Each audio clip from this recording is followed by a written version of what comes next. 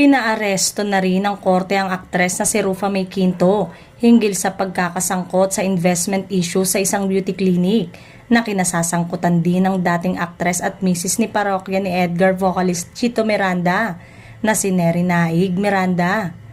Batay sa record ng pulisya, kinasuhan umano si Quinto ng mga investors ng Dermacare Beauty Clinic bilang endorser sa Pasay Regional.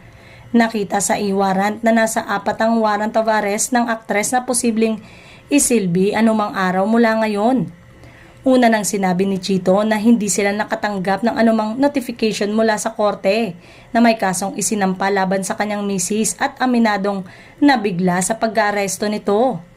Hiniling na rin ng kampo ni Chito sa korte ang pagkabasura ng kaso dahil endorser lamang si Neri at walang kinalaman sa takbo ng negosyo o nangongolekta ng pera.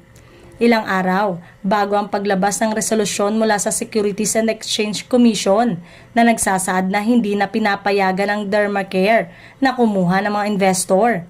Naglabas na ng pahayag si Neri Miranda sa pamamagitan ng Facebook post na hindi na siya affiliated sa nasabing beauty clinic.